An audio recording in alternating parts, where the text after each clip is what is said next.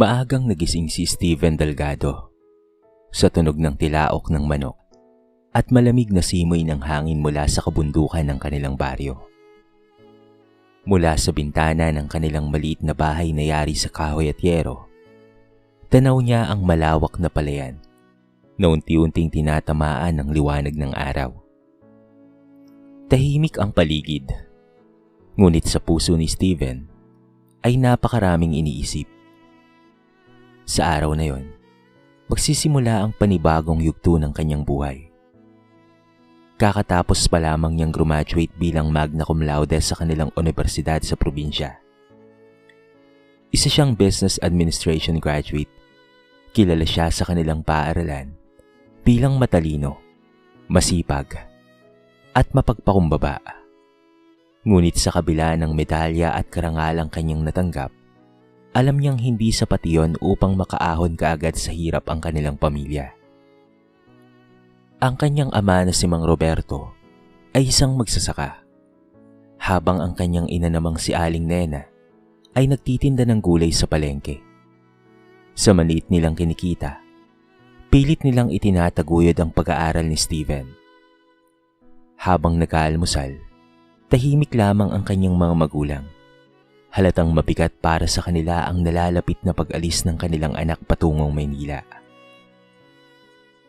"Anak," mahinang sambit ng kanyang ina, habang nilalagyan siya ng itlog sa plato. "Sigurado ka na bang gusto mong doon maghanap ng trabaho?" Ngumiti si Steven, kahit may kaba sa kanyang dibdib. "Opo, Inay. Mas marami pong oportunidad doon. Gagawin ko po ang lahat para makatulong sa ating pamilya." Napayuko si Mang Roberto at bahagyang tumango. "Alam naming kaya mo, anak. Ikaw pa. Simula bata ka hindi ka na sumusuko." Napangiti si Steven, ngunit agad ring nawala iyon nang mapansin niya ang pagod sa mukha ng kanyang ama. Doon ay lalo niyang naramdaman na kailangan niyang magtagumpay. Pagkatapos kumain, ay iniayos niya ang kanyang mga gamit. Isang lumang bag, ilang pares ng damit, at mga importanteng dokumento lamang ang kanyang dala. Maingat niyang inilagay sa envelope ang kanyang resume, diploma, at mga sertipiko. Bago siya umalis, iniabot ng kanyang ina ang isang maliit na supot. "Baonin mo ito, anak," sabi nito. Binuksan niyon ni Steven at nakita ang ilang nakatiklop na perang papel. "Nay, wag na po." "Kunin mo na, anak," putol ng kanyang ina. "Hindi man malaki pero gusto naming may madutukot kang pera kapag nasa Maynila ka na." Hindi napigilan ni Steven ang maluha. Yumakap siya sa kanyang mga magulang ng mahigpit. "Pangako po, babalik po akong may magandang trabaho." Lumipas ang ilang oras at nakasakay na siya sa bus papuntang Maynila. Habang unti-unting nawawala sa kanyang paningin ang kanilang baryo, halo-halong emosyon ang kanyang nararamdaman. Lungkot, kaba, at pag-asa. Ilang beses niyang hinawakan ng medalya sa loob ng kanyang bag, na tila nagpapaalala sa kanya ng lahat ng kanyang pinaghirapan. Pagsapit ng gabi, ay dumating siya sa Maynila. Nanlaki ang kanyang mga mata sa mataas na gusali, maliwanag na ilaw, at dagsa ng tao sa kalsada. Ibang-iba ito sa tahimik na buhay niya sa probinsya. Bitbit ang kanyang bag, dahan-dahan siyang naglakad sa gilid ng kalsada habang pinagmamasdan ang paligid. Bagamat naguguluhan at kinakabahan, pinanatag niya ang kanyang loob. "Dito magsisimula ang pangarap ko," bulong niya sa sarili. Hindi niya alam na sa pagpasok niya sa lungsod na iyon, haharapin niya ang pinakamahirap ngunit pinakamahalagang laban ng kanyang buhay. 2 araw nang nasa Maynila si Steven Delgado. Nakikituloy siya sa maliit na boarding house ng kaibigan ng kanyang pinsan sa Sampaloc. Masikip ang silid, mainit at maingay sa labas dahil sa mga sasakyang halos hindi humihinto sa pagdaan. Ngunit para kay Steven, sapat na iyon habang naghahanap pa siya ng trabaho. Araw-araw siyang naglalakad bitbit ang kanyang envelope na may laman ng mga resume at pati na rin mga dokumento. Halos mapunit na ang suot niyang sapatos sa kakalakad mula umaga hanggang hapon.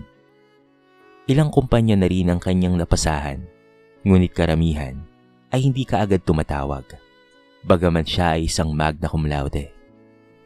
Isang umaga, habang kumakain siya ng tinapay at instant coffee, biglang tumunog ang kanyang cellphone. "Hello? Si Stephen Delgado po ba ito?"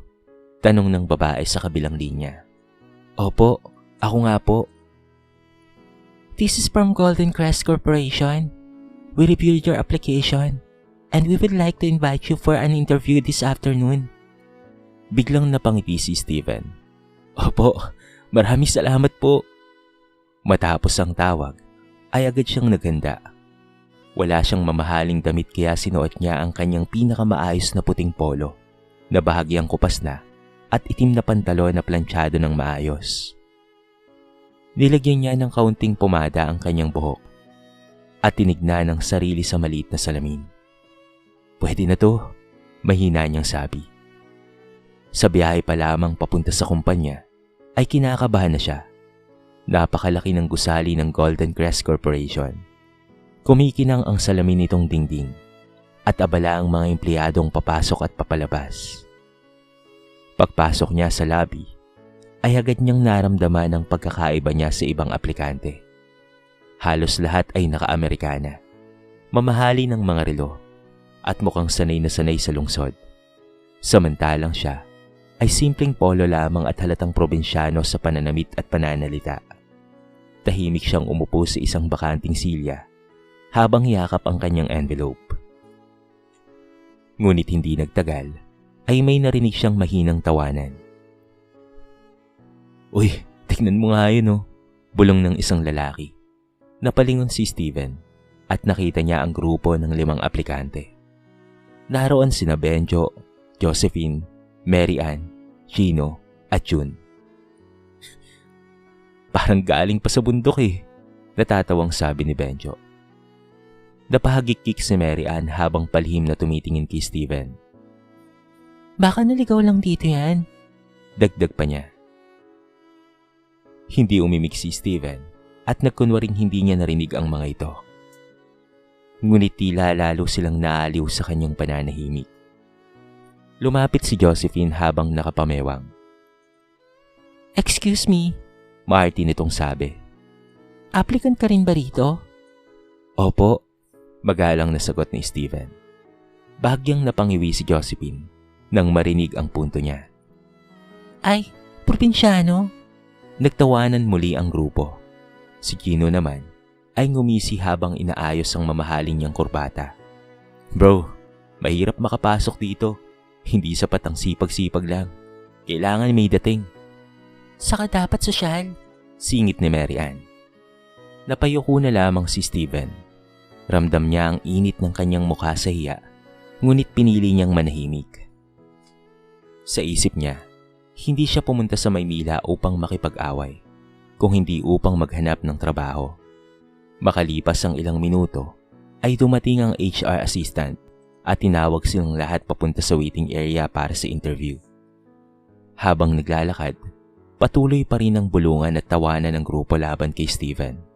Ngunit hindi nila alam, ang simpleng binatang minamalit nila ay may dala palang karangalan na hindi kayang tapatan ng mamahaling damit o mapagmataas na salita.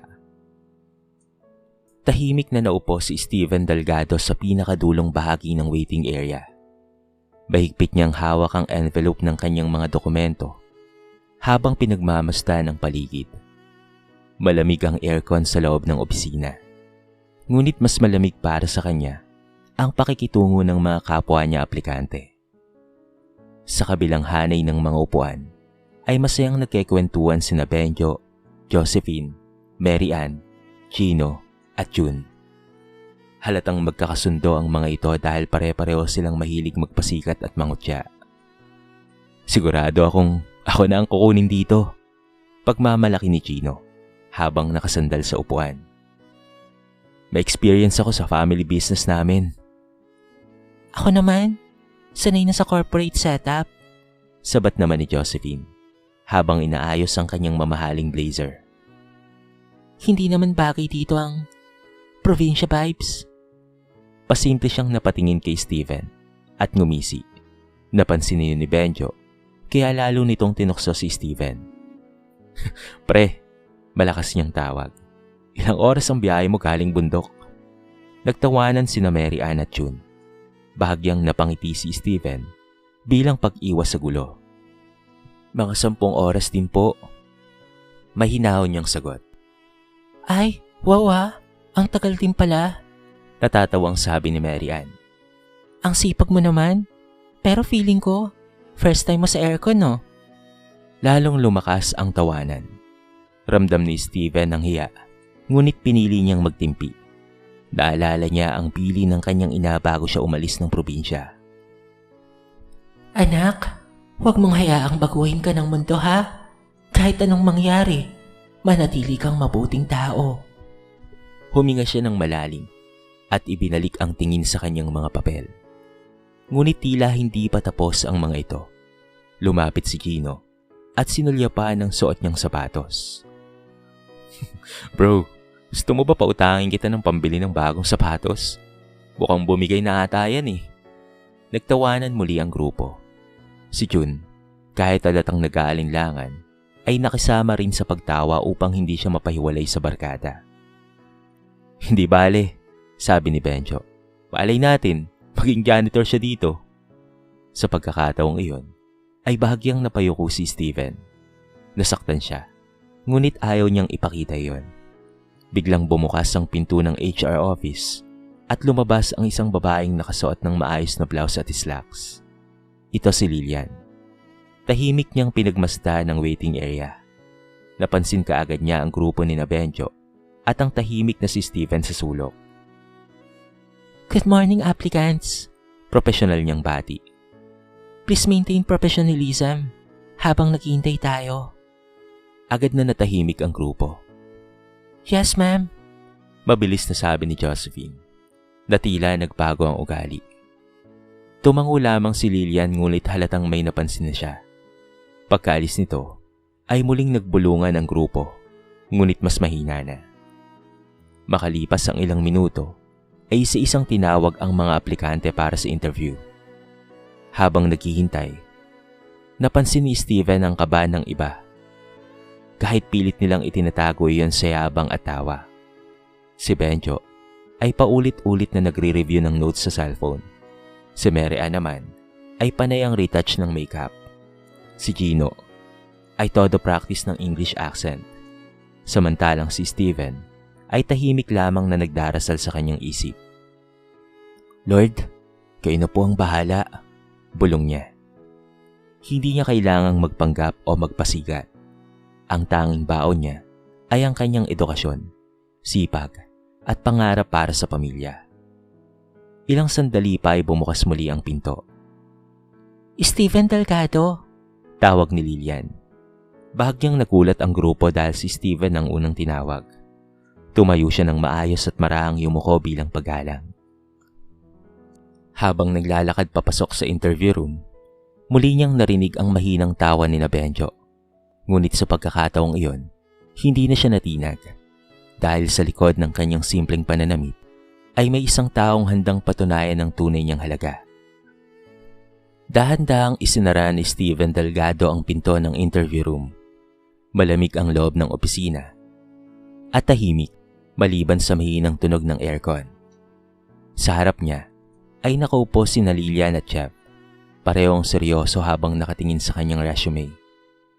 Good morning po, magalang na bati ni Steven habang bahagyang yumuyuko. Good morning, Steven. Please have a seat, sabi ni Lilian. Maingat siyang umupo at inilapag ang envelope sa kanyang kandungan. Ramdam niya ang mabilis na tibok ng kanyang puso, ngunit pilit niyang kinakalma ang kanyang sarili. Si Jeff ang unang nagsalita. So, Steven, fresh graduate ka? Opo, sir. From where? Binanggit ni Steven ang pangalan ng kanilang universidad sa probinsya. Bahagyang tumango si Jeff bago muling tumingin sa resume. Interesting, sabi nito. Maganda ang grades mo. Tahimik lamang nang umiti si Steven. Nagsimula ang serye ng mga tanong tungkol sa kanyang kurso, leadership experiences, at mga problemang kanyang nalampasan habang nag-aaral. Paano mong napagsabay ang pag-aaral at pagtulong sa pamilya ninyo? Tanong ni Lilian. Huminga muna ng malalim si Steven bago sumagot. Tuwing umaga po, tumutulong ako sa bukid bago pumasok. Kapag weekends naman po, nagtitinda po ako ng gulay kasama si nanay sa palengke. Bahagyang nagulat si Lilian. And despite that, nakagraduate kang with honors? Tanong niya. Opo ma'am, mahirap po pero kailangan po kasi. Ayoko pong sayangin ang sakripisyo ng mga magulang ko po. Tahimik na nagkatinginan sina Lilian at Jeff. Hindi tulad ng ibang aplikante na puro pagpapakita ng kumpiyansa. Simpleng ngunit totoo ang bawat sagot ni Steven. So, why should we hire you? Seryosong tanong ni Jeff. Saglit na napaisip si Steven. Hindi po ako perpekto, mahinaon niyang sabi. Marami pa po akong kailangang matutunan, pero handa po akong magsumikap at gawin po ang lahat ng makakaya ko para sa trabaho. Naniniwala po kasi akong ang sipag at tamang ugali ay importante kahit anong posisyon. Natahimik sandali ang dalawang interviewer. Pagkatapos ay muling tumingin si Jeff sa resume at bahagyang nanlaki ang kanyang mga mata. You graduated magna cum laude? Opo sir, simpleng sagot ni Steven. Hindi napigilan ni Lilian ang mapangiti. Bakit hindi mo ito nabanggit kanina? Hindi ko naman po kailangang ipagmayabang ma'am, sagot niya. Mas gusto ko pong makita nila kung papaano po ako sumagot at kumilos. Lalong humanga ang dalawang interviewer. Sa labas naman ng interview room ay abalang nag-uusap ang ibang mga aplikante. Sigurado ako, ligwak na kaagad yun, sabi ni Benjo habang nakatawa. Halata naman eh, dagdag ni Josephine. Baka kinakabahan pa sa English? Piling ko nga, hindi marunong mag-report yun eh, ani Gino, habang kampanteng nakasandal. Hindi nila alam na sa loob ng opisina ay kabaliktaran pala ang nangyayari. Makalipas ang ilang minuto, ay tumayo si Steven. Maraming salamat po sa opportunity, magalang niyang sabi. Tumango si Jeff. Thank you Steven. You may wait outside. Pagkalabas ni Steven, ay agad siyang tinignan ng grupo. Oh, kamusta? Natatawang tanong ni Benjo. Napa-English ka no? Hindi sumagot si Steven. Tahimik lamang siyang naupo muli. Ngunit sa loob ng interview room, muling nagsalita si Lilian habang nakatingin sa resume ni Steven. Siya ang pinaka-humble sa lahat. Tumango si Jeff. And honestly, siya rin ang may pinakamagandang sagot. Sa unang pagkakataon ng araw na yon, may aplikanteng tunay na nag-iwan ng malaking impresyon sa kanila. At yon ay ang simpleng probinsyanong minamalit ng lahat. Halos 2 oras ring naghintay ang mga aplikante matapos ang interview. Isa-isang lumabas sina Benjo, Josephine, Mary Ann, Gino, June at ang iba pa mula sa interview room na may kanya-kanyang reaksyon. Si Gino ay mayabang pa rin. Ngumiti habang inaayos ang kanyang kurbata. Easy lang, sabi niya. Halatang na-impress sila sa akin. Oo nga, pagsang-ayon ni Mary Ann. Ako rin, parang sure na ako. Samantalang si Steven ay tahimik lamang sa kanyang inuupuan. Paminsan-minsan ay sumisilip siya sa kanyang cellphone. Ngunit wala naman talagang dapat tignan. Pinipilit lamang niyang huwag isipin ang kaba. Sa totoo lang, hindi siya sigurado kung matatanggap siya.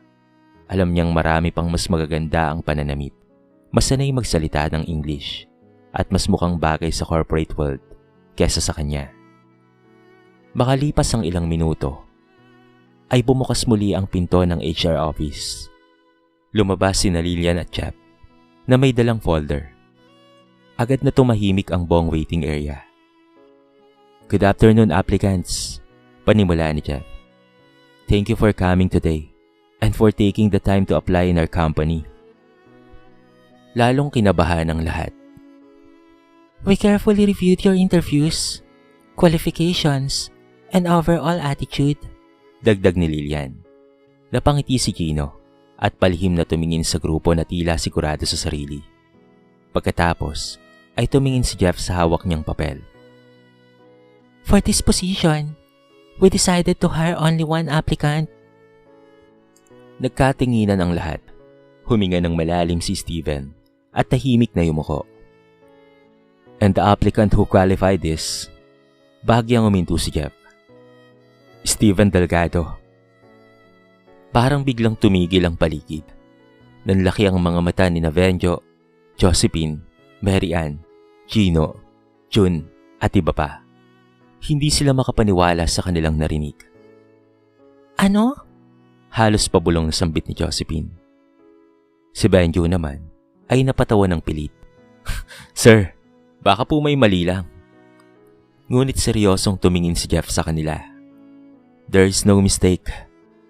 Hindi kaagad nakagalaw si Steven. Tila hindi rin siya makapaniwala. Congratulations, Steven.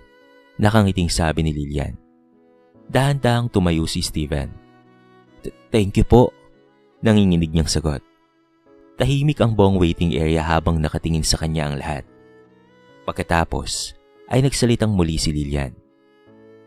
Steven showed exceptional performance during the interview.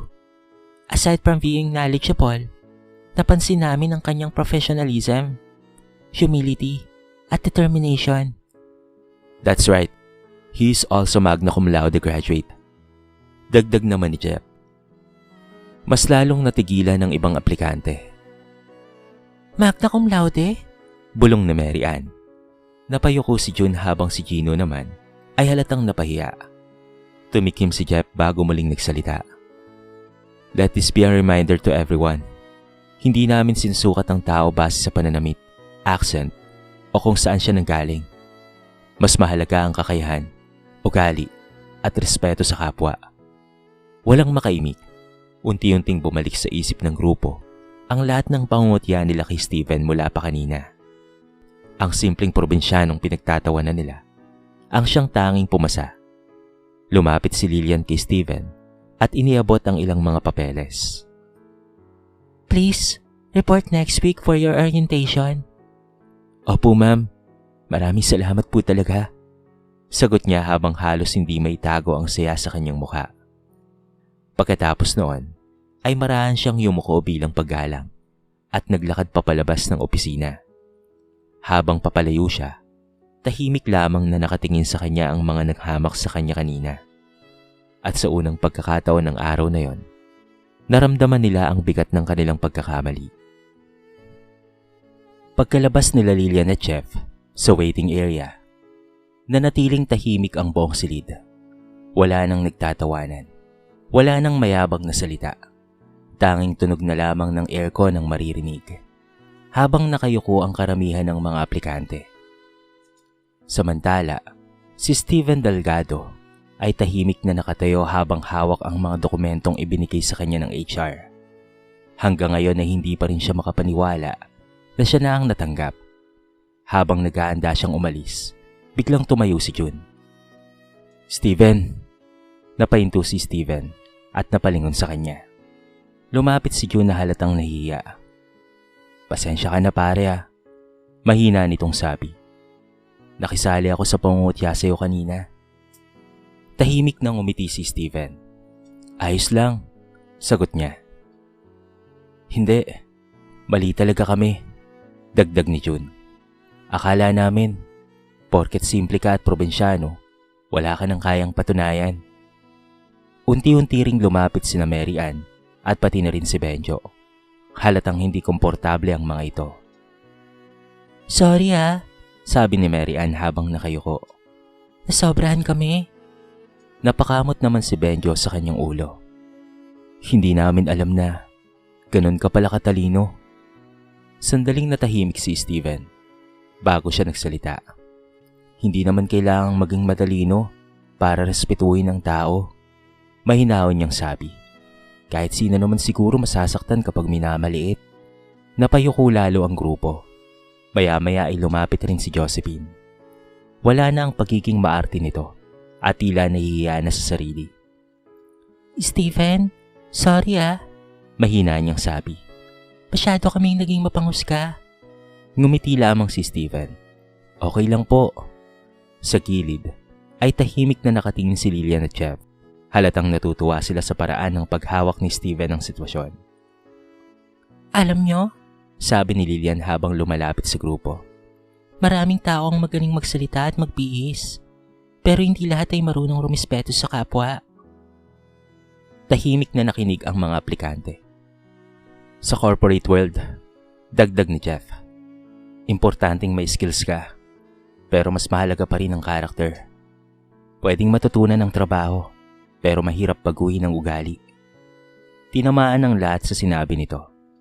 Si Gino na kanina'y pinakamaangas ay nanatiling tahimik sa isang sulok. Unti-unti niyang narealize kung gaano siya naging mapagmataas. Samantalang si Steven ay nanatiling kalmado at mapagpakumbaba kahit siya na ang nagtagumpay. Pagkatapos ng usapan ay sa isang nagsialisa ng mga aplikante. Pagdating ni Steven sa labas ng gusali ay napahinto siya sandali. Tumingala siya sa matataas na building ng Maynila habang dahan-dahang humihinga ng malalim. Sa wakas, nagbunga rin ang lahat ng kanyang paghihirap. Agad niyang kinuha ang kanyang cellphone na tinawagan ng kanyang ina. Hello? Nay? Nanginginig niyang sabi. Anak, kamusta? Agad na tanong ng kanyang ina. Hindi ka agad nakasagot si Steven dahil pinipigilan niya ang pagluha. Nay, may trabaho na po ako. Biglang natahimik sa kabilang linya bago niya marinig ang mahinang hikpi ng kanyang ina. Salamat sa Diyos. Umiiyak nitong sabi. Napangiti si Steven habang namumuuri ng luha sa kanyang mga mata. Hindi na po masasayang ang lahat ng sakripisyo niyo ni tatay. Habang hawak ang cellphone at nakatingin sa abalang lungsod, napagtanto ni Steven na hindi kailangang magbago ng pagkatao upang magtagumpay. Dahil minsan, ang simpleng taong minamalit ng iba ang siyang may pinakamalaking pangarap at may pinakamalakas na determinasyon sa buhay. Mabilis na lumipas ang mga buwan matapos matanggap si Steven Delgado sa Golden Crest Corporation. Sa unang mga linggo niya sa trabaho, ay nanibago siya sa sistema ng Maynila. Sa dami ng gawain, sa bilis ng oras, at sa pakikisalamuha sa iba't ibang tao. Ngunit tulad ng dati, hindi siya sumuko. Maaga siyang pumapasok at laging handang matuto. Kahit simpleng empleyado pa lamang, ginagawa niya ng buong puso ang bawat trabaho.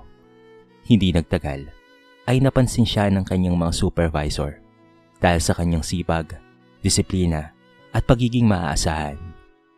Steven, ikaw na bahala rito alam kong kaya mo. Madalas sabihin ng kanyang team leader. Unti-unti ring nagbago ang tingin ng kanyang mga katrabaho sa kanya. Ang dating tahimik at simpleng probinsyano ay naging isa sa pinakarespetadong empleyado sa kanilang departamento. Ngunit kahit nagkaroon na siya ng magandang posisyon sa kumpanya, hindi pa rin nagbago ang kanyang ugali. Nanatili siyang mapagpakumbaba.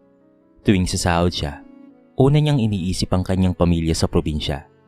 Halos kalahati ng kanyang sweldo ay pinapadala niya kina Mang Roberto at Aling Nena upang makatulong sa gastusin at maipagawa ang kanilang maliit na bahay. Isang gabi, habang nasa boarding house siya, tumawag ang kanyang ina. Anak, masayang sabi nito. naipakabit na natin ang bagong bubong. Napangiti si Steven habang nakaiga sa kama. Talaga po, Nay. Mabuti naman po kung ganon. Salamat sa iyo, anak ha. Sabi naman ng kanyang ama. Unti-unti nang gumagaan ang buhay natin. Napapikit si Steven habang pinapakinggan ng mga magulang. Sa wakas, unti-unti niya nang natutupad ang pangarap niya para sa pamilya. Lumipas pa ang ilang buwan at minsang inutusan siyang dumalo sa isang job fair bilang representative ng kanilang kumpanya. Habang naglalakad siya sa venue, ay may narinig siyang pamilyar na boses. Steven? Paglingon niya, ay nakita niya sina Benjo, June at Mary Ann. Halatang pagod ang mga ito at tila naghahanap pa rin ng trabaho. Saglit na nagkaroon ng awkward na katahimikan. Ngunit agad nang umiti si Steven. "Kamusta kayo?" Magiliw niyang bati. Nagkatinginan ng tatlo bago nahihiyang umiti si June. "Ayos lang pre. Ikaw, kamusta ka na? Mukhang okay ka na ngayon ah." "Okay naman ako," simpleng sagot ni Steven. Napansin ni Benjo ang company ID ni Steven at bagyang nanlaki ang mga mata nito. "Ah, dyan ka pa rin pala nagtatrabaho hanggang ngayon." "Oo," sagot niya. Bagyang yumuko si Benjo. "Congrats talaga pre ah. Deserve mo yan." Ngumiti lamang si Steven. Walang yabang sa kanyang mukha. Walang paghiganti. Kahit minsang hinamak siya ng mga ito, pinili pa rin niyang maging mabuting tao. Bago sila maghiwa-hiwalay, ay nagsalita si Mary Ann. Steven, salamat ha. Dahil hindi mo kami kinantihan noon. Marahang umiling si Steven. Mas okay nang matuto tayo kaysa magtanim ng galit. Tahimik na napangiti ang tatlo. Habang naglalakad papalayo si Steven, napatingin siya sa paligid ng Maynila. Ang lungsod na minsang nagbigay sa kanya ng takot, panghusga at pagdududa. Ngunit ito rin ang lungsod na naging saksi sa kanyang tagumpay. At sa bawat hakbang niya, dala niya ang aral na hinding-hindi niya makakalimutan. Hindi nasusukat ang halaga ng tao sa pananamit, accent o pinanggalingan. Dahil ang tunay na tagumpay ay para sa mga taong marunong mangarap, magsumikap at manatiling mabuti kahit minamaliit ng mundo. Lumipas ang 3 taon. Mas lalo pang gumanda ang buhay ni Steven. Matapos ang kanyang pagsisikap sa trabaho. Mula sa pagiging simpleng empleyado, ay naging supervisor siya ng Golden Crest Corporation. Dahil sa kanyang sipag, talino at dedikasyon. Ngunit sa kabila ng kanyang tagumpay, hindi niya kinalimutan kung saan siya nagsimula.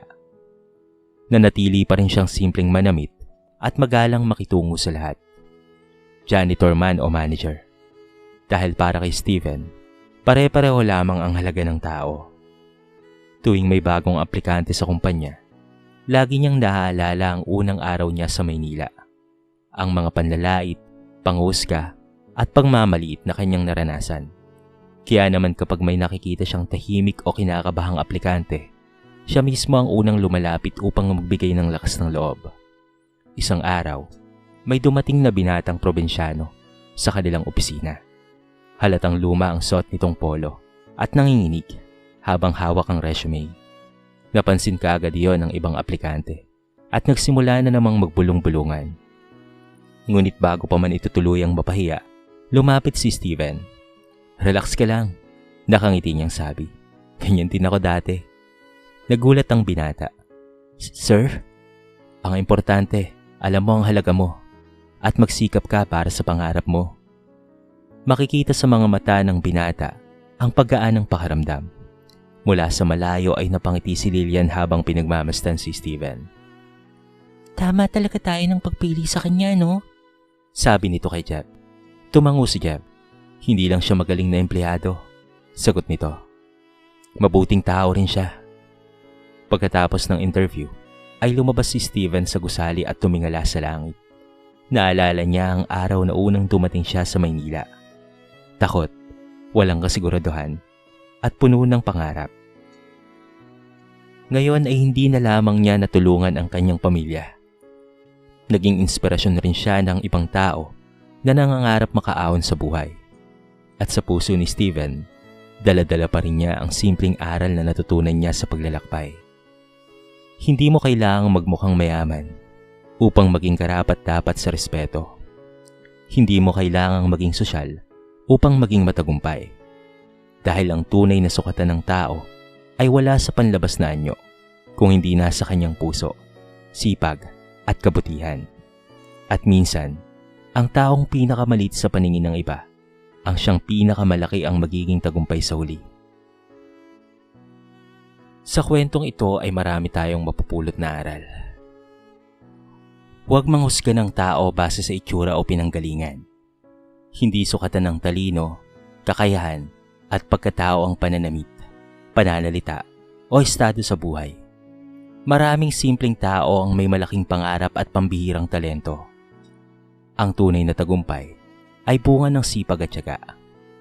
Nagtagumpay si Steven hindi dahil sa yabang o pagpapakitang tao, kung hindi dahil sa kanyang pagsusumikap, determinasyon at dedikasyon sa pag-aaral at sa trabaho.